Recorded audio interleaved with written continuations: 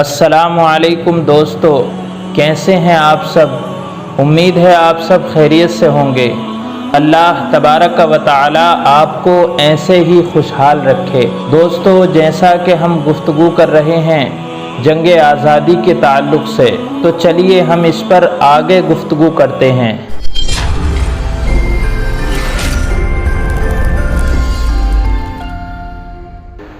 1857 عیسوی کے بعد انگریزوں کو یہ یقین ہو گیا تھا کہ اس جنگ میں مسلمان ہی سامنے ہیں، اس لیے اس کا خمیازہ بھگتنے والوں میں انہی کو سر فہرست رکھا گیا۔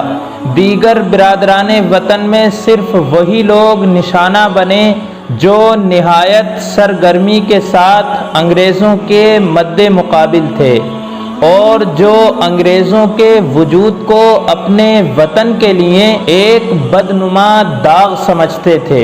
آ کے پتھر تو میرے صحن میں دو چار گرے، آ کے پتھر تو میرے صحن میں دو چار گرے، جتنے اس پیڑ کے پھل تھے پسے دیوار گرے، جتنے اس پیڑ کے پھل تھے پسے دیوار گرے۔ دوستو، دہلی اور اس کے اطراف پر انگریزوں نے جو ظلم ڈھائے وہ تاریخ کا ایک شرمناک اور سیاہ ترین باب ہے۔ اس کا صفحہ صفحہ خون میں شرابور اور سطر سطر فریادی ہے۔ یہاں پر یہ بات ذہن نشین رہے کہ سن 1857 عیسوی کے خونی معرکے سے پہلے انگریزوں کا ہیڈ کوارٹر کلکتہ تھا، مگر سن 1857 عیسوی کے بعد دہلی تبدیل ہو گیا اور دہلی پر قبضے کے بعد انگریزوں نے دہلی کی کل آبادی کو دہلی سے نکال دیا تھا۔ ایک ماہ بعد ہمارے برادران وطن کو دولت کا 10واں حصہ حکومت کو دینے کے بعد داخلے کی اجازت ملی، جبکہ مسلمانوں کو 7 ماہ بعد اپریل سن 1858 عیسوی میں اپنی دولت کا 25% حصہ ادا کرنے پر ہی ہو سکا۔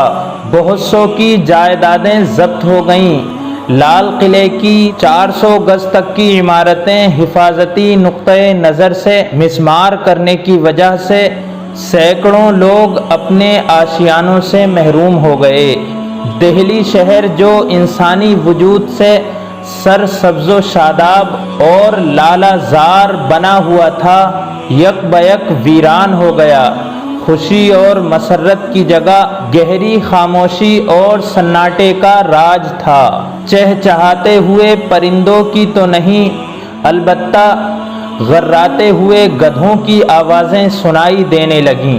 مختصر یہ کہ شہنشاہوں کے اس دل فریب اور دلکش شہر میں صرف اونچے اونچے قصور اور محلات تھے، یا تعفن آمیز لاشیں تھیں اور بہتے ہوئے نالے تھے۔ تو دوستو، آپ نے سنا کہ دلی کی اس وقت کیا حالت تھی۔